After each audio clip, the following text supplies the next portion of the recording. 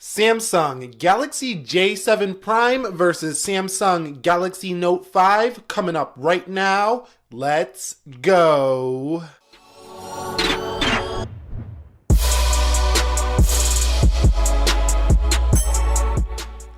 So what is up, guys? This is Nick here from Everything Tech, helping you to master your technology, and welcome to the Samsung Galaxy J7 Prime versus the Galaxy Note 5. Now this one comes based off a few requests. A few people requested, Nick, make the Galaxy J7 Prime versus Note 5, and here it is. Now this video makes sense in a lot of ways because I could think of at least 3 scenarios why somebody would be looking for this video here. But while we talk about that, let's go ahead and boot these guys up at the same time in 3, 2, 1.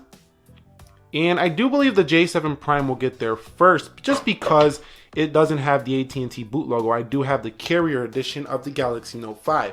So 3 scenarios. One scenario is that, somebody might be wanting to buy a J7 Prime, but they also have the funds to maybe pick up a used or a refurbished Note 5. And they're wondering, should I just get the new J7 Prime? It's pretty premium. It's a mid-range phone, but it feels pretty premium. Or should I just go with the Note 5 for a little bit more? Wow, so that was pretty close. I actually wasn't paying attention to see that one. I think the Note 5 took that. Let me know down below in the comments. But I do have to take my password off of the Note 5. Forgot to do that. But another scenario would be, maybe somebody has a J7 Prime. They just picked it up. They don't like the screen. They want an AMOLED screen, so they're deciding to sell it and go pick up a Note 5 now. Or maybe you just broke your Note 5. You need a backup device.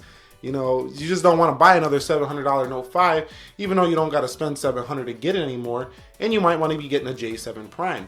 So that's the reason why. Now, before we get into the app test and the speed test, let's talk a little bit about the technical specifications of both devices. All you need to know about the J7 Prime is you're rocking with a 5.5-inch 1080p display that's a TFT panel, and it shoots in at 1080p video recording with a 13 megapixel camera here on the rear. Of course, you got flash there. On the front, you do get an 8 megapixel camera with the flash. That's pretty rare to find in a phone, so that's a pretty cool thing that the J7 Prime has there, and it's actually useful at night. 3 gigabytes of RAM, 3 gigabytes of RAM, and an Exynos 7870 octa-core CPU. Now that's clocked in at 1.6 gigahertz, and that's what makes it a mid-range phone, is because it's clocked in a little bit lower than your premium smartphones. A 3300 milliamp hour battery embedded, so you cannot take the back off the J7 Prime. Same with the Note 5 though. Now on the Note 5 end, you do have a 5.7-inch 2K AMOLED display, and it sounds pretty on paper, which it really is gorgeous. It is a lot better than the J7 Prime, but the J7 Prime doesn't offer that bad of a display at all for its price point. 16 megapixel camera with multiple video recording options up to 4K. It can shoot 1080p 60 FPS, slow motion. There's all kinds of manual control. This camera is a beast here on the Note 5. 4 gigabytes of RAM. That's the same as you're going to find in the Galaxy S8 and S8 Plus. 3000 milliamp hour battery, so a smaller battery but fast charging included on the Note 5. So let's go ahead and confirm the Android versions. So in terms of software, guys, both devices are running Android version 6.0.1 Marshmallow, as you can see right here. I'm still waiting on my Nougat update for the Note 5. I know a lot of people have already received it on unlocked models, but on the AT&T edition, I still haven't received it yet. But we will be doing a review on that when it does arrive to the Note 5. Now the J7 Prime, there's no word yet if it even will get Nougat, but I'm really hoping it does. So for this test, both are running 6.0.1 Marshmallow. Now you can see everything is closed out on both devices before we go ahead and begin this test. And I do have the applications lined up the same. I'm gonna make sure the Wi-Fi is the same on both, because the Galaxy J7 Prime, in terms of connectivity, does not give you AC Wi-Fi. So the Note 5 does have the leg up in terms of AC. So let me make sure I'm on my same Wi-Fi network. I got about 10 of them in here. So yeah, let me just make sure I'm on the same one. So you know what, actually before I begin the app test, let's go ahead and clear the cache on both devices. I'm gonna go ahead and go over into storage on the Note 5. You can see cache data right there. Let's delete that. Detail, let's go to cache data here. Let's clear that there. So now cache should be clear on both devices, and let's start with AppyGeek. These are all basically third-party apps, so we're not talking system apps. So this should be a pretty good comparison here. Let's go into AppyGeek here on both devices, and you can see it looks like the Note 5 takes that one. Let's come home here, and let's go into Instagram. And it looks like the Note 5 very, very slightly ahead. Let's go into the Play Store here on both devices, and you can see the Note 5 slightly ahead. Let's go into YouTube. And the Note 5 slightly ahead. So just a slight improvement here in terms of speed, and that might be due to its higher RAM and higher clock speed. You can see right there, Note 5, but about the same there on Amazon. I'm gonna call that one a draw. Going into eBay, you can see the Note 5 takes it there. Coming home, let's go into Twitter on both devices. And you can see Note 5 slightly ahead. Let's go into Strava here on both devices. And the Note 5 takes that one as well. So the Note 5 is showing its stuff. It's a pretty powerful device over there, the Note 5. And that was about the same in terms of camera. Let's go into Best Buy application. And does the J7 have one? No. The camera or the Best Buy app opens first on the Samsung. Let's go into Play Store. And you can see right there, well, Play Newsstand. I said Play Store. Note 5 took that one. Let's go into Google Search. Note 5 takes that one as well. Wikipedia. So even though they both have octa-core CPUs, that was about even actually on Wikipedia. The Note 5 still performs better, as we probably expected here. But as we can see, if you're looking to upgrade from the J7, you're not going to get a massive update in performance over the J7. It performs quite well for a budget device, hence why it's so popular. Let's hit go. And you can see Yahoo opens first there on the J7 Prime. Shocking. Let's do another website. Let's do Samsung.com. Check out the new S8. Which we should have here on the channel by at least within a month or so. Let's go into Samsung.com here on both devices, and let's hit go. And you should see, looks like the Note 5 takes that one right there. We're still waiting on the J7 Prime, and there's the J7 Prime. Let's hit home here, and let's go into speed test, see which one opens that application first. And you can see who can find the server first, both on the same Wi-Fi network. Note 5 finds it first. So we're just going to come out of there. Let's go into Snapseed. And it looks like the Note 5 was a hair quicker. Let's go into settings. And if I'm missing anything, let me know down below, guys. Settings right there. Let's go into Uber. Uber. And Uber opens first there on the J7 Prime. Let's turn on the volume now on both devices, so we don't hear Temple Run and all that noise that it makes. Maybe we'll still hear it here. Yeah, we will. We'll still hear it here on both devices. I'm going to turn the media volume down. But it looks like the Note 5 is a hair quicker there. Now, the Note 5 is an incredible gaming device for Android. No, it's not better than the iPhones in terms of optimization, but the Note 5 is a great Android gamer. So if you want an Android gamer, the Note 5 is one you should look at. Looking at the Subway Surfers, let's see what happens here. Subway Surfers might open first there on the Note 5. I think it will. Oh, yeah. So the Note 5 way ahead in terms of Subway Surfers so far. Boom. Still waiting on the J7 Prime. So here's an area where the Note 5 is really going to give you a much better performance is in terms of the gaming. So let's run back through these really quickly here. AppyGeek.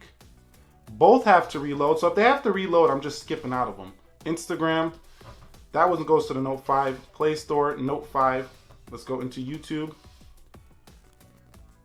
Note 5 there. Let's go into Amazon. See, both of these have multitasking issues. Let's go into eBay. And that one goes to the J7 Prime. But both of these have to reload applications all the time, which makes these a little bit annoying sometimes. If you're really into heavy multitasking, you're not going to like this on the devices. Going into camera, about the same. And Best Buy. And we're not going to run through all of these. We don't have to run through all of these. They are just, they're just going to reload a lot of the applications. And just know that neither one of these is the best multitasker in the world. They do perform very well. It's not going to be a problem really day to day. But if you do rely on multitasking, these are not the best performers, either of them. The Note 5 probably a little bit better though. So that's it with the performance test, but we can't just talk about performance. That's not the only factor in deciding to upgrade or get a phone here. Now, let's talk about battery life. So the Galaxy J7 does have a 3300 milliamp hour battery and a 3000 here on the Note 5. Note 5 has a smaller battery, pushing much more power and a much higher res display. the Galaxy J7 Prime has a bigger battery and is pushing less pixels. So what do you think? It's pretty obvious. If you didn't know, the J7 Prime is the winner here in terms of battery life. It can go a whole day easily, whereas you periodically have to top up the Note 5 throughout the day. Now, if you're a light user, the Note 5 J7 Prime will both go very long, but like I say, in my experience, Note 5 is a phone that I got to keep on charge periodically throughout the day. The Galaxy J7 Prime is a phone that I don't have to charge at all throughout the day. So I'm going to give the battery life win to the Galaxy J7 Prime. Now, talking about cameras, on the rear you do get a 13 megapixel camera on the J7 Prime, which takes sharp, clear pictures. You're not going to be disappointed at all with the Galaxy J7 Prime's camera, but you are going to be wishing that you had a little bit more in terms of video. It only shoots in at 1080p. The pictures don't come out super saturated, so if you want pictures that are very punchy and clear, the J7 Prime is just going to give you clear pictures but not punchy and saturated, where you're going to get punchy and saturated pictures on the Note 5 camera. So the Note 5's rear camera is a solid win here over the J7 Prime, but you're not going to be disappointed at all in the J7 Prime's camera. But if you ever use the flagship phone, you will notice that the J7 is not at flagship level. Now on the front, it's kind of shocking because the J7 Prime has a better front-facing camera than the Note 5. It produces better pictures. It has a flash on the front. So if you're a selfie maniac, the J7 Prime is your boy over these two. So that's what I'm gonna give it to in terms of the camera. Now let's talk feel in the hand. So the Galaxy J7 Prime gives you a much more curved design in the hand. It feels much more like an iPhone 6 Plus or something like that in terms of feel in hand. It doesn't feel a lot at all like the Note 5, which feels sharp around the edges but curvy on the back. The Note 5 to me feels like a masterpiece in the hand. It's just very, very premium. One of the most premium phones I've ever used, if not the most premium phone I've ever felt in the hand, is the Note 5. And so in terms of feel in hand, I'm gonna give it to the J7 Prime in terms of ergonomics, in terms of grip, because the Note 5 is incredibly slippery. Both of these phones are slippery, but I think the J7 Prime is a little bit more comfortable because of its curved sides. The Note 5 is a little bit sharp around the edges, but the Note 5 does feel more premium. But in terms of just everyday holding, I'd probably be more comfortable with the J7 Prime as an everyday phone. But I just can't let go of that premium. So that's really up to you, personal preference there. Now, talking audio, both of these phones have pretty tinny speakers. One fires out the top right side on the J7 Prime, one fires out the bottom on the Note 5. And let's not forget the S Pen. That's a major advantage for the Note 5. Some people say this is a weak point, nobody cares about an S Pen, but you know what? I care about the S Pen because I can write notes all day on here. Right now, you know what I mean? So when you have that itching to take a note, cut out a picture or something like that out of the browser, the Note 5 cannot be beat there.